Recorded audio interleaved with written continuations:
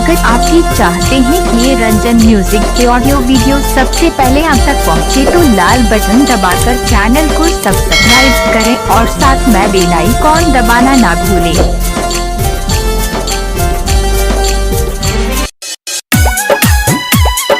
DJ Ashok Matiyariya, DJ Ashok Matiyariya, DJ Ashok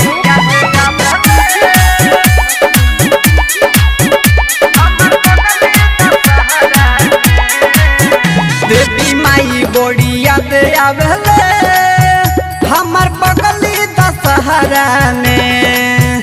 देवी माई बड़ी याद आवेले हमर बगली दशहरा में।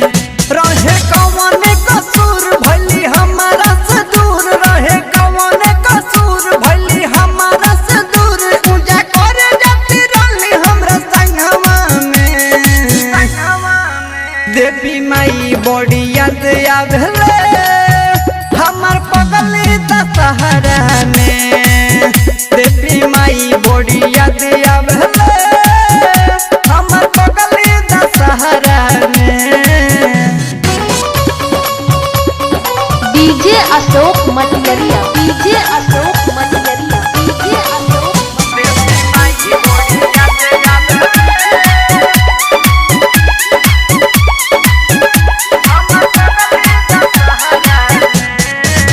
कहाँ जाई का हम करी तू ही अब बताव। सहल न जाता एक पल के दूरी, का बाटे मजबूरी हो, का बाटे मजबूरी। कहाँ जाई का हम करी तू ही अब बताव।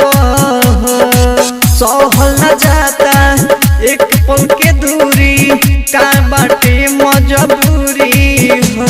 न सहल चाहता न कहल कहता, न सहल चाहता न कहल कहता। गोली कौन सहारवा में।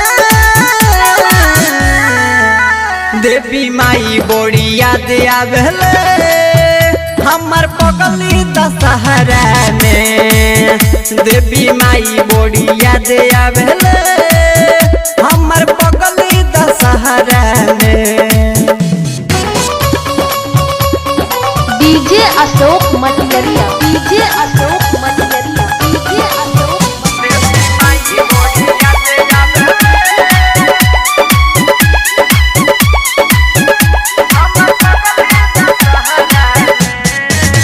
रंजन साजन कहस कैसे बोली अब हम जिए। याद के पगली के हम गम में दारू पिए, गम में दारू पिए।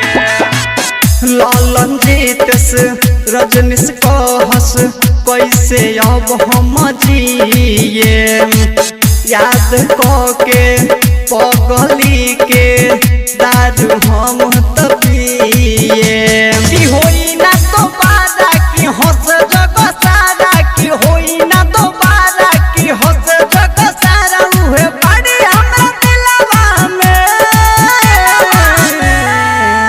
देवी माई बड़ी याद आवेले हमर बगली दशहरा में। देवी माई